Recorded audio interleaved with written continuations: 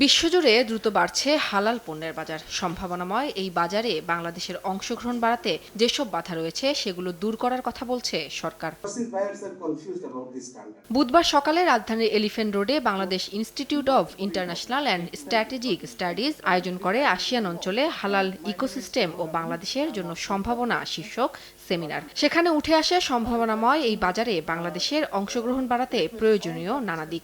Domestic মার্কেটটাকে হালাল মার্কেটে। সেমিনারে প্রধান অতিথির বক্তব্যে বাণিজ্য মন্ত্রী খন্দকার আব্দুল মুক্তাদির বলেন, উৎপাদন সক্ষমতা বাড়াতে বিনিয়োগ প্রয়োজন, আর বিনিয়োগের জন্য জ্বালানি সমস্যার সমাধান সহ বিনিয়োগকারীদের জন্য অনুকূল পরিবেশ তৈরিতে সরকার গুরুত্ব দিয়ে কাজ করছে বলেও জানান তিনি। বিনিয়োগের জন্য আরেকটা আবশ্যিক শর্ত জ্বালানি সহজলভ্যতা। তো এই প্রতিটা জিনিস নিয়ে আমরা কাজ করছি এবং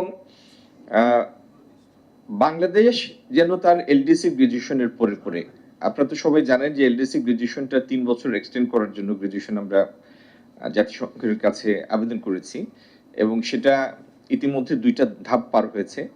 ইউএনজি এর 81st সেশনে আমরা আশা করছি সেটা চূড়ান্তভাবে অনুমোদিত হবে।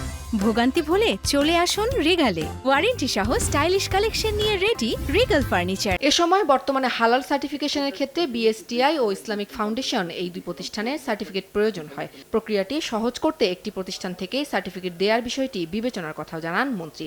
বাংলাদেশের সেই গ্রাজুয়েশন ডেভেলপিং কান্ট্রিতে সেই গ্রাজুয়েশনটা যেন স্মুথ এবং সিমলেস হয়, সেই জন্য বৈশ্বিক বাজারটার কাছে আমাদের অ্যাক্সেস দরকার, প্রবেশাধিকার দরকার। সেই প্রবেশাধিকারটা নিশ্চিত করার জন্য ইতিমধ্যে আমরা জাপানের সাথে একটা ইকোনমিক পার্টনারশিপ এগ্রিমেন্ট সই করেছি। এই সরকার আসার পরে সাউথ কোরিয়ার সাথে গত কয়েকদিন আগে একটা ইকোনমিক পার্টনারশিপ এগ্রিমেন্ট স্বাক্ষর হয়েছে। অন্যদিকে এলডিসি থেকে উত্তরণের পর বাংলাদেশের পণ্য আন্তর্জাতিক বাজারে কিভাবে আরো সহজে প্রবেশ করবে সেই প্রস্তুতিও চলছে বলে জানান মন্ত্রী। উম্মে হানি, সময় সংবাদ, ঢাকা।